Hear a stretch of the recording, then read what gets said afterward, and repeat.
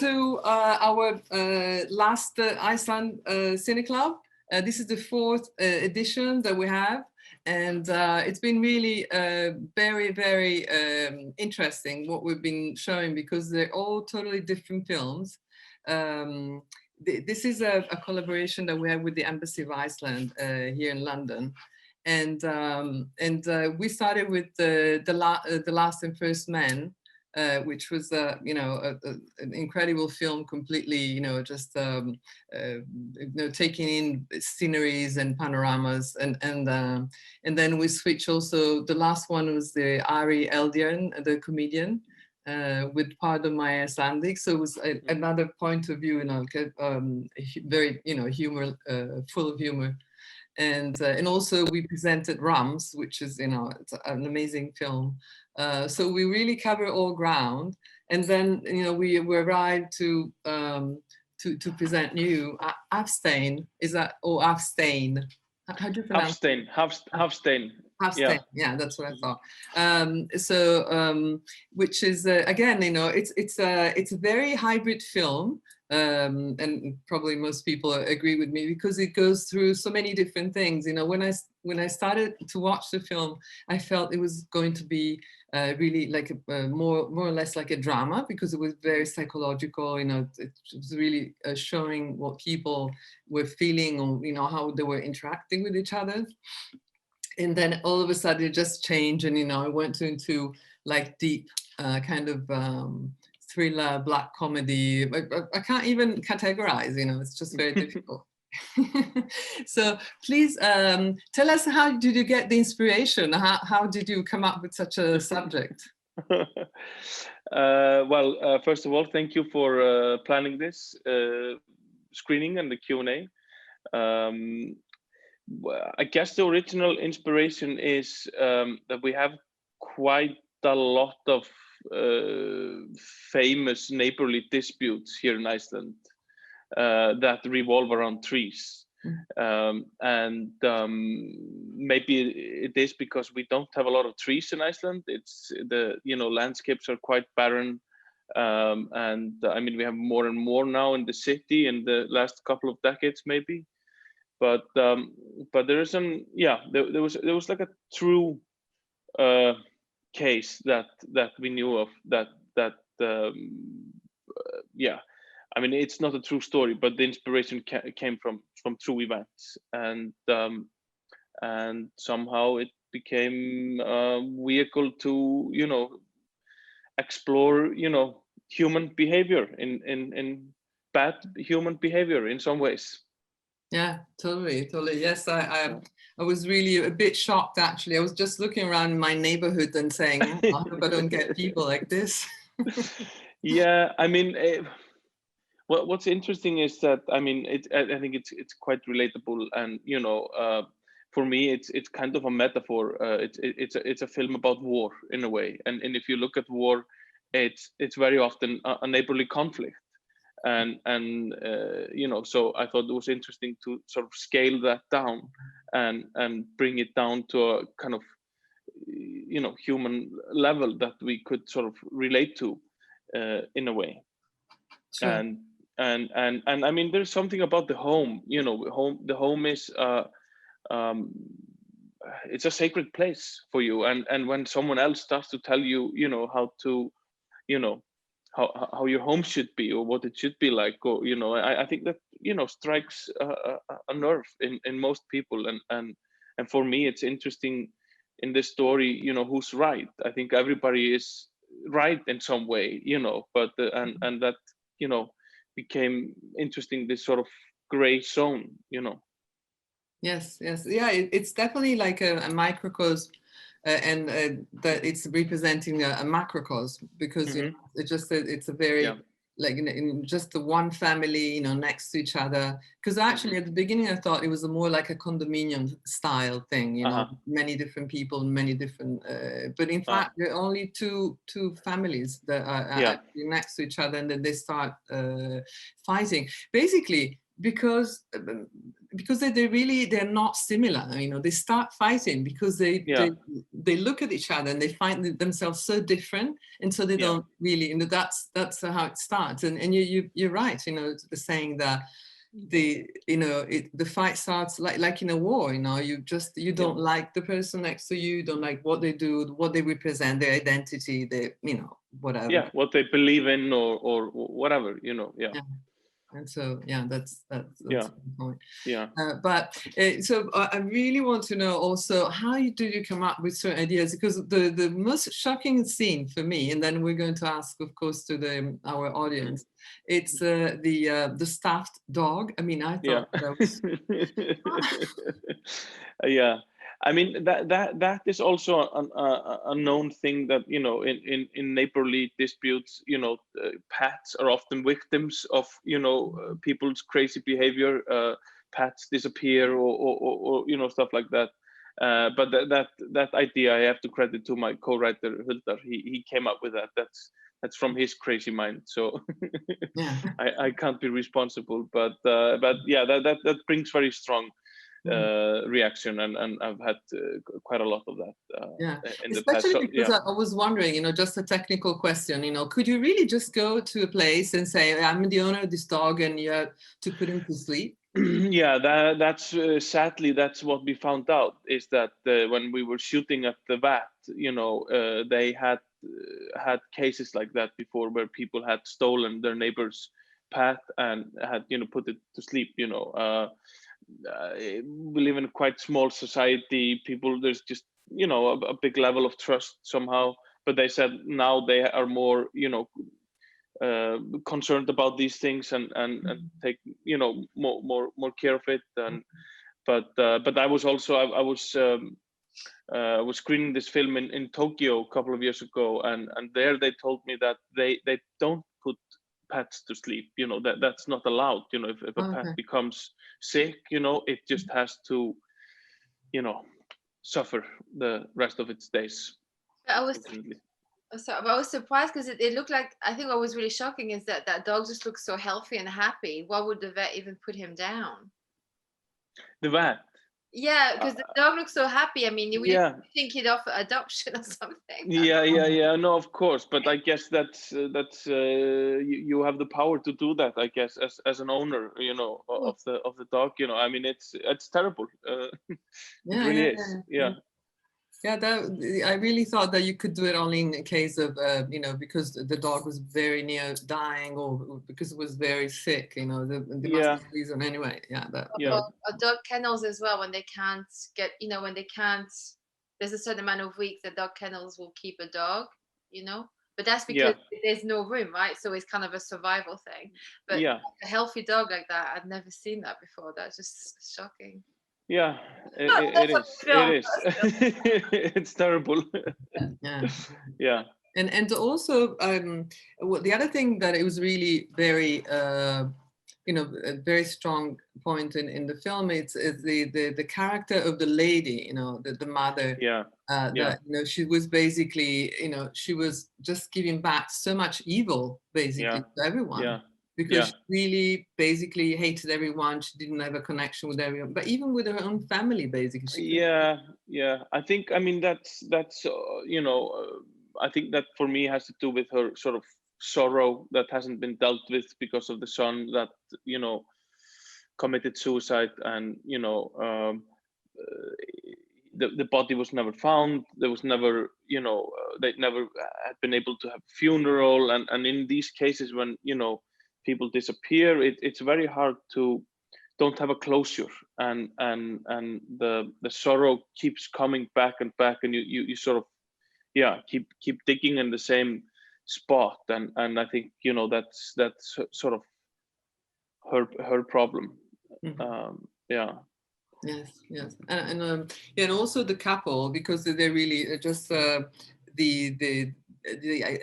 fact that this aggressive behavior, the fact that it was really like a part of the scene that it was taking you to understand how people react in each other's presence, and it was really yeah, I mean, on the male side, you know, on the husband side, he really didn't understand why she was overreacting like this, you know. So it's like a really big clash everywhere in this film, you know. Yeah. The you know, the woman, you know, the mother, the couple, and so on and so forth. So everybody in a way is just fighting against themselves.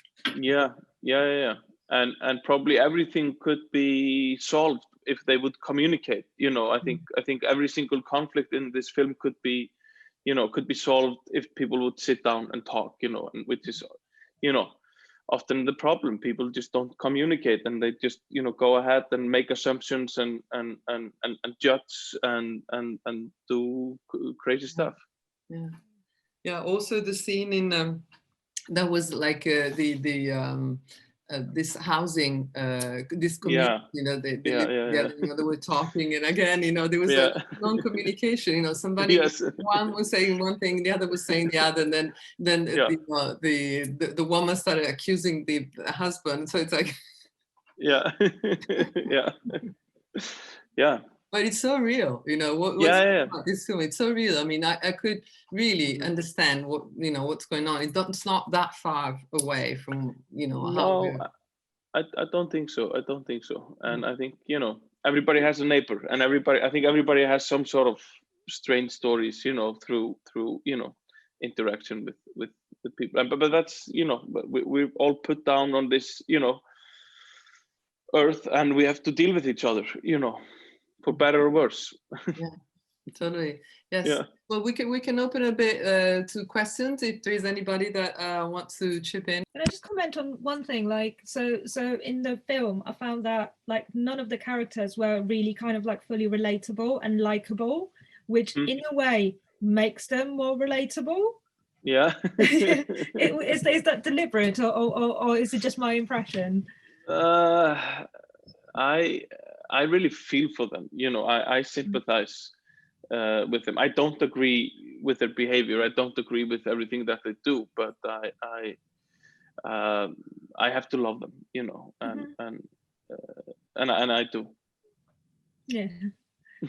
I found myself more kind of observing their behavior rather than kind of like embracing it in a way, but yeah, because like as you said, also like on both sides there were some rights and wrongs, but also I found it really funny that the women were the aggressors and the men were trying to mediate, and they ended up, the men ended up killing each other for the women's issues. So exactly. Yeah, and that's something also which is you know, in some ways a subtle reference to the Icelandic sagas, which is sort of our, you know, old literature, where you have, you know, a lot of them have like conflicts between families, and it's a lot about pride and people, you know, preserving the pride of the family. And there you often have, you know, women who are often sort of plotting behind the scenes, while, you know, the men are the ones who are sort of carrying out the action, you know. So it's that's also, I think, like another layer to this and also story. men defending the honor of the women, so they have to kind of like in a way stand by them. That's really interesting culturally, kind of a subtle but a strong point. Really good. Yeah, it's true.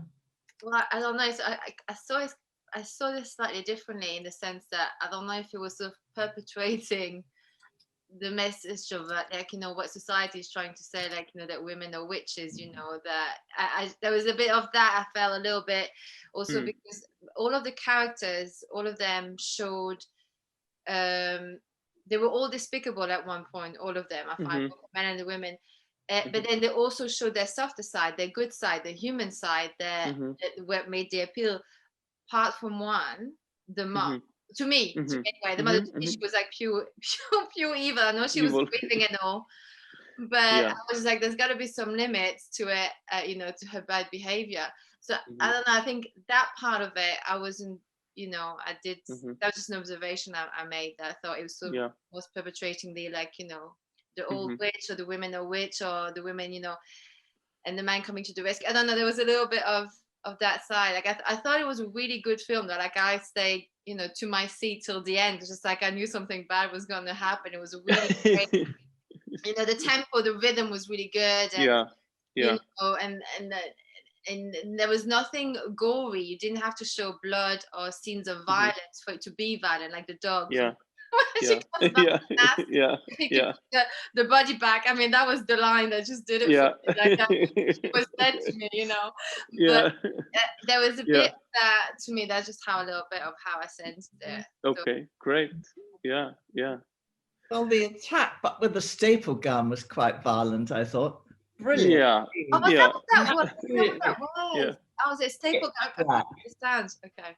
It probably wasn't a staple gun, but whatever it was. The grandpa, he never put a foot wrong. He was absolutely, really marvelous character. Brilliant. Yeah. But until he passive though. Until he was like obviously killing the other guy. Yeah, he was nice all the way. Oh, that was absolutely perfect, I agree. But he was good with the wife and the little girl. But there he had just lost his son, and I think he was just sort of losing it as well. You know, that this whole dilemma has just, you know, pushed everybody, you know, over the brink. I thought the end of the marriage was so sad though, because they had so much going for each other. They really wanted to patch it up, and it just seems brilliant. And I love the scene with his ex-girlfriend. Yeah. I couldn't resist. Grab at her leg. Yeah. Her face was brilliant. Huge congratulations. Thank you. Yeah, I really felt for him as like Alfie? I love that. So lovely. Why did you want him back? I really felt for him because it was like it really portrayed how I didn't agree with his behavior towards her, but like I thought it was really sad how she was using her hurt, you know, the couple between and using the little girl against him, and I thought which is something that happens a lot, obviously. Unfortunately, and so, you know, that's like I was like, I don't like his behavior, you know, the kindergarten, you know, but I understood why he was angry, but it's just like giving them ammunition to stop seeing the little girl. Yeah. So that was really touching. So that's why it was a shame when, you know, like Jude was saying, like at the end when they were patching it up almost, you know, like as a breakup, a separation. They would have patched it. Yeah. But it shows how life is so finite. That's kind of one of the things as well. I feel like the theme is things are finite. Yeah. And because then it might be too late, you know. So you better do it now. It was so anyway, it was all in the past anyway, wasn't it? With the blonde. Yeah. That was in the past. Yeah. I think Sarah would like to ask another question. Yeah, I'd like to jump in because everyone's talking about these wonderful things, and I wanted to talk about the tone of the film and the humor, because for me, because I'm not great at really graphic violence, I was laughing all the way to the end. And I think because the tone started to become humorous gradually, you know, there was this melodrama, there was the shock of pornography, then there was the family, the mother who was sort of frozen in her misery. And so, but the thing that started to make me laugh was when he took the little girl out of school. Yeah. He goes to this really cold field. Yeah. And they're sitting having an ice cream, and it pans out and it's IKEA. And from that moment, I really started to engage with the humor. Yeah, good. Yeah. And I think that because I might have had trouble, but by the time when she took the dog to the vet, that was so like she'd crossed the line. And she said, "I'll take the corpse," and I thought, "Oh my god!" And then when it was stuffed on the doorstep, I was kind of laughing with horror. So I think the tone of the humor made the made the kind of you were talking about war, but it made us kind of manage to cope with the escalation between them, because otherwise it would have been impossible to watch it. Exactly. No, I agree. I mean, it in essence, it's a tragedy, you know, and I was so very aware of, you know, I mean, but it's a satire, you know, it should sort of, you know, make fun in a way of our, you know, stupid behavior, but but I didn't want it to become overly melodramatic. It easily could have gone into that direction. So I decided early on in the casting that, I mean, there is a very kind of subtle, you know, dark humor to the whole script. But it's, so in the casting, I decided to cast comedians in all the lead roles. So most of them, the guy who plays Atli, the son, he's a very famous comedian, and he had never done anything like this before. Edda, who plays his mother, the nasty mother, she's also a legendary comedian here, and so she had never done anything like this before. And I think by doing that, I think they really they have very kind of natural comedic qualities to them, and they lighten the tone a little bit, and the comedy had never had to be sort of pushed, you know, and I think that was really helped the film. And in fact, for example, there is a scene that it was supposed to be very dramatic, but I found funny because it's typical Black humor. It's at the very end when he started seesawing the tree, and the tree actually falls on the tent. That I thought, you know, it was really funny because it's a typical joke. I mean, it's a typical joke that you tell people, you know, the tree and then fell down. Of course, you know, there was a guy inside, and then you know, that was dramatic. But the whole scene, you know, how it was set up is actually, you know, it's a stunt. Basically. Yeah, definitely. So,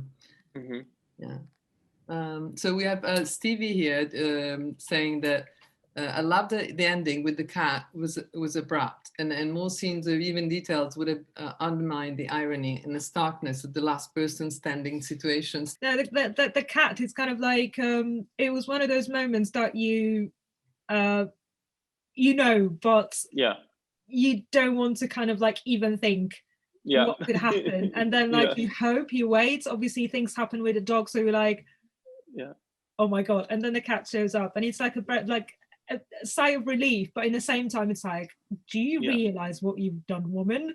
So I can relate to the cat because there is that black bundle sleeping there. So my heart just literally kind of jumped out of my chest. I was like, no, don't touch the cat. I'm very protective. So cat always comes back. There's always must be a reason, you know, to start the whole process, you know. So in this case it was a cat, you know. In the case of Ulysses was the Helen of Troy, right? So, exactly. It's usually a small thing, you know, that sets off, like, you know. I mean, the gnomes in the plant pots. How did you come up with that? Where did you find them?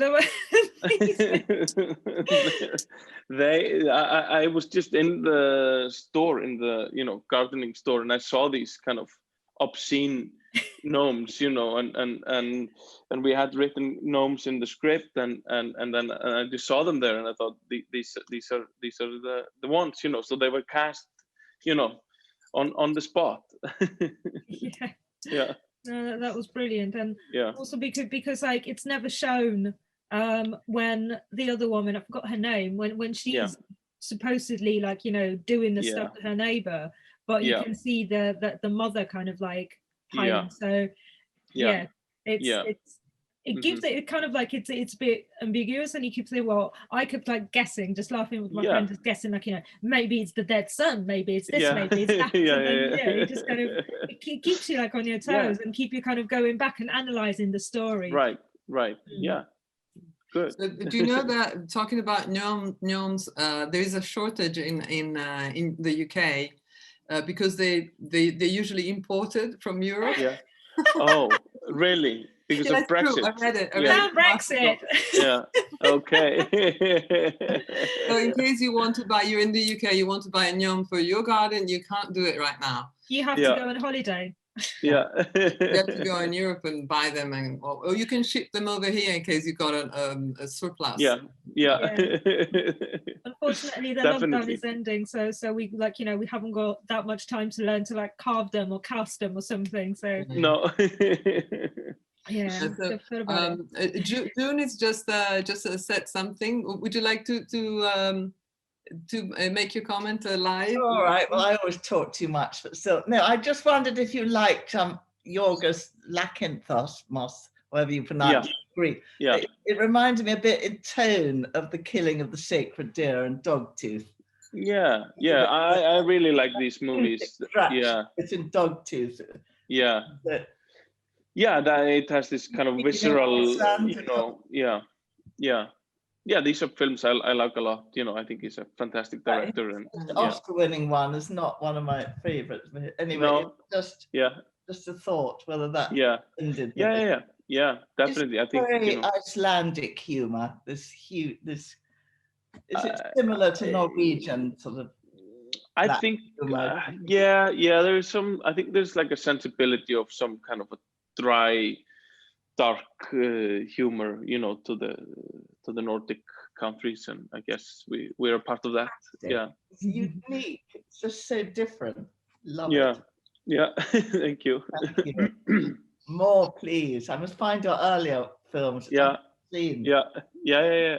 And what's coming up next? If there's time for that during the course of the evening. I'm working on a film, and it's going to be an English language film, and it starts in London actually, and it's about a group of fearful flyers who are taking a course to deal with their fear of flying, and they end up flying from London to Iceland in the middle of winter, and it's a total nightmare, the flight, and they sort of get stuck, in Iceland in the middle of winter. Or maybe they see the northern. So you're going to actually shoot in London, or it's just? We're planning to shoot next winter, and I think 80% of the film is going to be shot in Iceland, but there's a small part of it that's going to be casted. Yeah. Okay, well, if you need any help, any extras, anything, yeah, just, thank you. Thank you. Yeah. Do you know much about winter in London, by the way?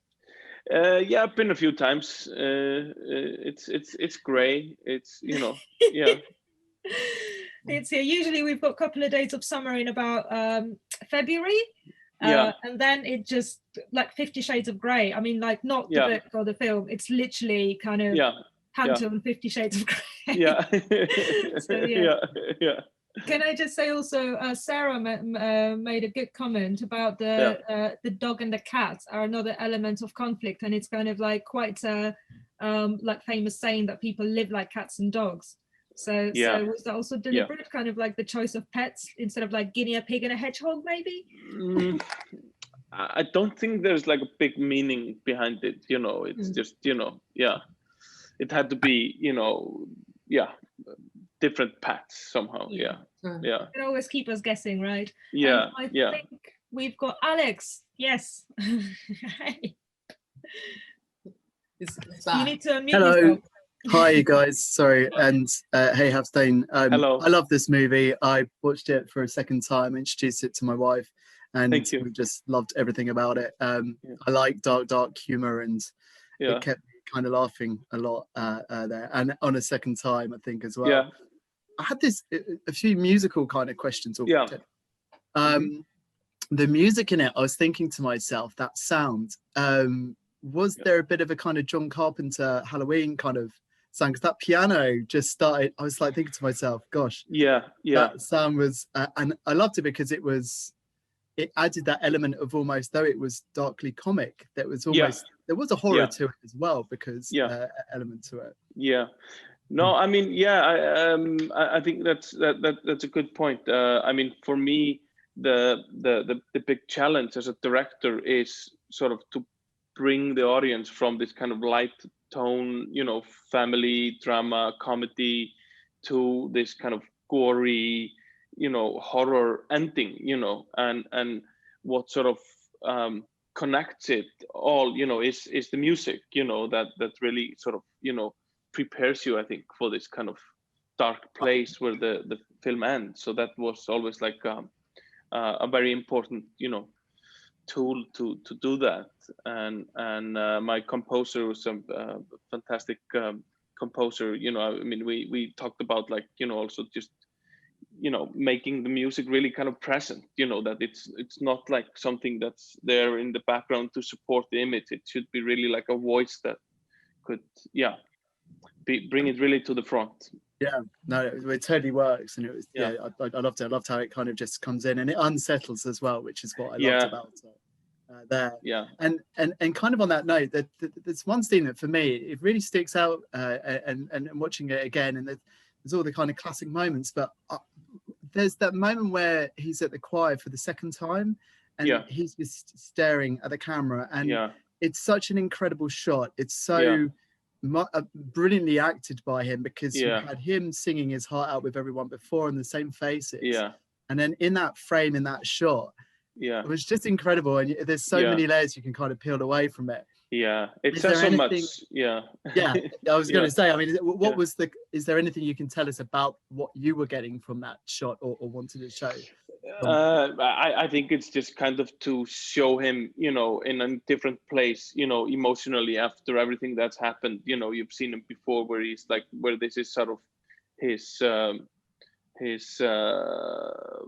sort of safe haven, you know, it's the choir, you know, where he always goes to have his sort of space from his wife, who's, you know, going quite mad, you know, but at this point he's just sucked in as well, and emotionally he's just gone, you know, in a way. It's such a great moment. I mean, it's a very small, minute moment. Yeah, and then also I think the sound as well of the choir was just haunting on that. Actually, the choir, the male voices were amazing. I have to say that was really like, it's a bit like when you go to church at Christmas or something, and even if you're not religious, just the sound, the voices are like, they just take you, you know. It was is it professional? I mean, I guess I don't know if it's an existing choir, right? They're all real choir singers there. It's an existing choir that's been here for a long time. I mean, they're not professionals, but they're all, you know, I think quite trained, and, you know, so it's like they're really, you know, amateur groups can be excellent, absolutely. They were very good. Those voices were so good. Music is definitely very important in this film, and in the choir it also represents a bit all the you know, the striking differences and all the insights inside the soul of this man that, you know, is really well answered by the wife. So, you know, just Actually, I don't know if that was with intent, but this is how I felt when the first time we hear the choir, because that I felt the guy wasn't the altie. I thought, you know, he wasn't. I didn't think he was at fault really in anything, but I just thought his behavior was a little bit boyish, you know, like he doesn't feel safe as a woman kind of thing. But then, so there was a bit of that theme I felt, and then the choir came in. I was like, oh, here we go. This is that. It had this feeling of when men are. Well, I feel like, you know, most men usually when they're in a good place, it's that it felt that protective, safe place they can provide. That's how I felt through this side, because it felt really peaceful, very like a container. Whereas before, Alti was like all over the place, you know. So there was a lot of representation I felt in the film. There's a lot of, everyone had this weakness and strength, and both genders were going through strength and weaknesses. But this the tires was that was the murder, right? Yeah, I think so. Yeah. Must have been. Okay. So what are your favorite filmmakers? Where you do get inspiration? What is your from, you know, what happens outside my window, you know. I mean, it's like things that I experience, you know, films I see, books I read, you know. It's just I guess you know, I became a filmmaker because I'm curious about people. I'm interested in people and people's behavior, and I think film is a great medium to sort of explore that. And so the films I like are usually kind of have this kind of humane tone, humane stories. That I'm like sci-fi or kind of fantasy stuff. I'm not there. I'm you know, I'm on the other side of the spectrum. yeah. So definitely. So even your new movie is going to be all about reality and about real stories and everything. Yeah, it's a very character-driven film. Yeah, totally. No laser beams and cats and synthesizers. No, but there's some. I guess it's more like a psychological horror in a way, psychological thriller, and a comedy. Nice one. Yeah. Well, also the film that won the Oscars, it's based completely on true stories. Actually, I don't know if you've seen it, Nomadland. I have. Yeah, I have. Okay, yeah. It's I mean, basically, she's been collecting stories and she's been living and experiencing a bit the life, and then she put together the film, and it's amazing. It was nice, really nice. Yeah. I thought you were talking about Another Round, saying that was a real film, and I mean, technically it could be real about the Danes, but no, that's a great film. I think that was really nice. A very human, warm, funny film. But that's different because it's a bit fiction, Another Round. Instead Nomadland, I think it's really based on what happened in the States after the subprime, when they took away all the houses, family collapsed, everybody went on caravan or camping. So that was a bit of a very stark reality. Yes. Yeah. On the note of Another Round, and I'm going to dare to ask this question because there's a few things going around saying how Leonardo DiCaprio is leading to make a remake of it. Yeah. Under the Tree, has that ever been approached? Because I can see that actually as a British. I mean, I don't like remakes. I mean, some work, some do. In fairness, I don't think Another Round should be touched. But if that were to happen, could you see it Under the Tree happening? And I can actually see it happen anywhere in the world. There have been talks with filmmakers about a remake, and so that's something that might actually happen in the near future. But I think you can easily put it. They did it with Rams, right? They did the American version. Australian. Sorry. Yeah. With exactly. Sam Neill, was it? Yeah. I can imagine Alison Steadman as the mother might make a good job of it. Yeah. Right. So not good though. I never normally like remakes. No, I mean it's rarely. It's but why not? I mean, theater is constant remakes. I think I think it's possible. Yeah, it's possible. I like Swimming Pool remake, the Ray Fiennes. I thought that was fun. Yeah. I think people get protective over it, but I guess as a director, it's a massive accolade. It must, for you, be a huge, for someone to say, right, we love this, we want to change it into, another language. In some circumstances, was it in the Order of Disappearance, the Norwegian film, that the same director remade it? Yeah, but with Liam Neeson, but he still directed it and stuff. So that happens. But my first feature, either way, was actually remade in the US by David Gordon Green, and it's a small Icelandic film about two guys working on road administration in the middle of nowhere in the 80s, and that was quite an interesting experience, seeing your own work being done by someone else, and I thought that was actually just really interesting. It just became something else, and I would never have done the film in that way. I did it the way I did it, but I thought it was very, very interesting to see another director who I respect and like just do a spin on that subject.